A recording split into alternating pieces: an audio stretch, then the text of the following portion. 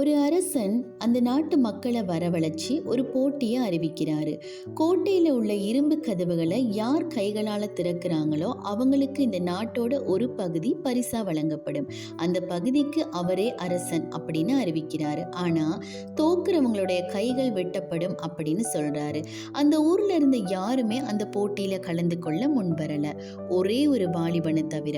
சுத்தி இருக்கிற எல்லாருமே அவனை பயமுறுத்தினாங்க. ஒருவேளை உன்னோட கைகள் போயிருச்சுன்னா உன்னோட எதிர்காலத்தை பத்தி நீ யோசிச்சு பாத்தியா அப்படின்னு சொல்லி. அந்த பையன் சொல்றான், ஒருவேளை நான் ஜெயிச்சிட்டா இந்த நாட்டுக்கு நான் அரசனாயிருவேன் இல்ல அப்படின்னு சொல்றான். நான் தோத்தா என்னோட கைகள் மட்டும்தான் போகும், என்னோட உயிர் இல்ல அப்படின்னு சொல்லி நம்பிக்கையோட அந்த கதவுகளை தள்ள ஆரம்பிக்கிறான்.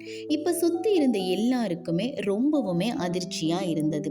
அந்த பையன் லேசா தான் கைகளை வச்சான், ஆனா அந்த கதவுகள் தானாகவே திறக்கப்பட்டுருச்சு.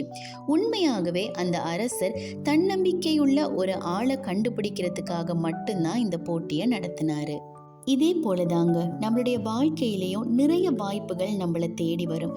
தோத்துருவோமோ அப்படிங்கிற பயத்திலேயே அதை நம்ம முயற்சி பண்ணாம விட்டுறோம். முயற்சி செய்துதான் பார்க்கலாமே. ஒருவேளை தோத்துட்டா நம்ம அடுத்த முறை பார்த்து கொள்ளலாம். ஆனா ஜெயிச்சிட்டா மனம் தளராம நமக்கு வரும் வாய்ப்புகளை முயற்சி செய்துதான் பார்க்கலாமே. வேதவசனம் கூட இப்படியாக சொல்லுகிறது.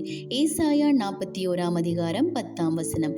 நீ பயப்படாதே, நான் உன்னோடே இருக்கிறேன், திகையாதே, நான் உன் தேவன், நான் உன்னை பலப்படுத்தி உனக்கு சகாயம் பண்ணுவேன், என் நீதியின் வலது கரத்தினால் உன்னை தாங்குவேன் என்பதாக. எனவே திடமனதோடு திகையாமல் முன் செல்வோம்.